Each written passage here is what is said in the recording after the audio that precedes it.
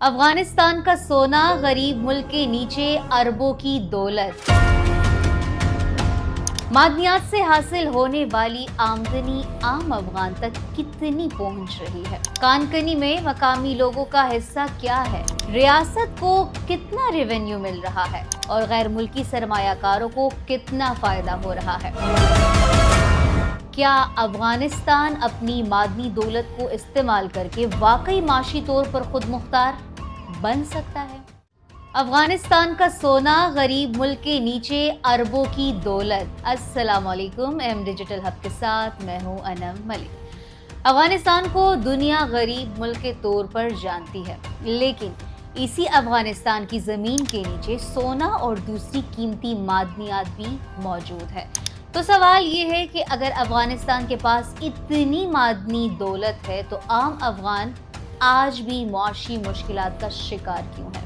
اور کہ افغانستان کی معدنیات آنے والے سالوں میں طالبان حکومت کی سب سے بڑی معاشی طاقت بن سکتی ہے؟ افغانستان کے شمال مشرقی صوبے بدخشاں میں سونے کی کان کنی ایک اہم معاشی سرگرمی بن رہی ہے۔ افغان حکام کے مطابق صرف بدخشاں میں سونے کی کان کنی سے براہ راست اور بالواسطہ 1 لاکھ سے زیادہ افراد وابستہ ہیں۔ لیکن یہاں بھی کہانی صرف سونے کی نہیں ہے۔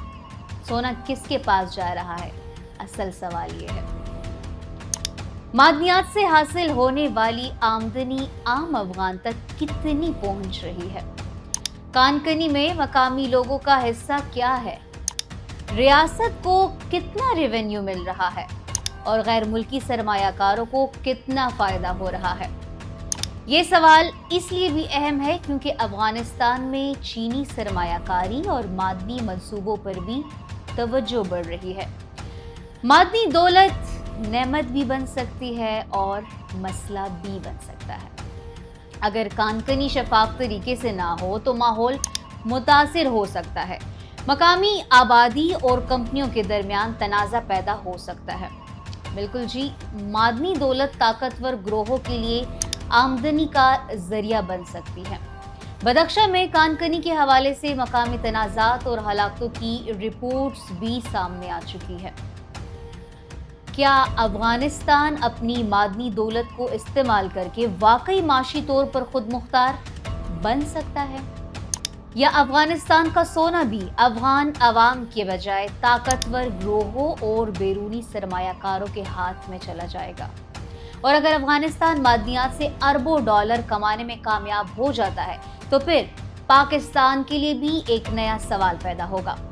کیا پاکستان افغانستان کے ساتھ صرف سیکیورٹی کے زاویے سے تعلق رکھے گا یا مستقبل میں تجارت، ٹرانزٹ اور معدنیات کے شعبے میں بھی اپنا حصہ حاصل کرے گا؟ یہ افغانستان کی آنے والی معیشت کی اصل جنگ ہو سکتی ہے۔